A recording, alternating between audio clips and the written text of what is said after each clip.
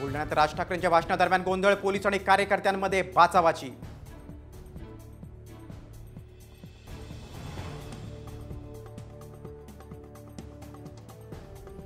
भाजप नेते हर्षवर्धन पाटील भाजपची साथ सोडण्याची दाट शक्यता। हर्षवर्धन पाटील लवकरच योग्य निर्णय घेतील, खासदार सुप्रिया सुळेंचं सूचक वक्तव्य।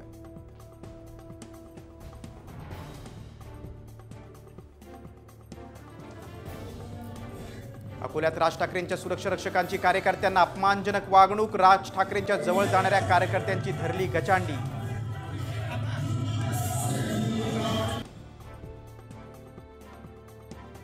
महिलांसाठी EFIRचा पर्याय, पंतप्रधान नरेंद्र मोदींची माहिती। आता पोलीस ठाण्यात जाण्याऐवजी घरात बसून FIR करता येणार।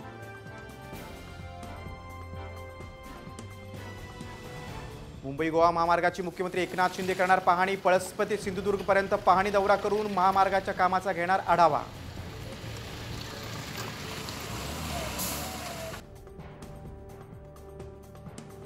शहापूर तालुक्यात जोरदार पाऊस, मुंबईला पाणीपुरवठा करणारी चारही धरण ओव्हरफ्लो। वैतरणा, मोडक सागर आणि तानसा धरण तिसऱ्यांदा ओव्हरफ्लो।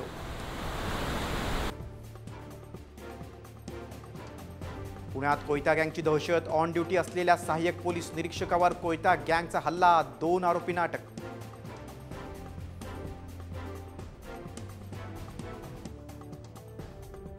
भाईंदर पश्चिमेच्या उत्तन पातान बंदराजवळ मासेमारीची बोट समुद्रात अडकली। पोलीस प्रशासनाची मदत न मिळाल्यानं मच्छीमारांनीच राबवलं रेस्क्यू ऑपरेशन।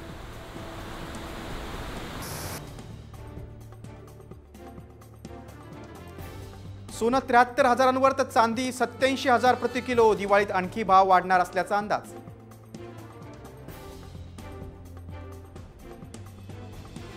जर्मनीसाठी पुण्यातून 2,000 कुशल अवजड वाहन चालक पाठवणार। पुणे RTO करणार नियोजन, परिवहन आयुक्त कार्यालयाचे आदेश।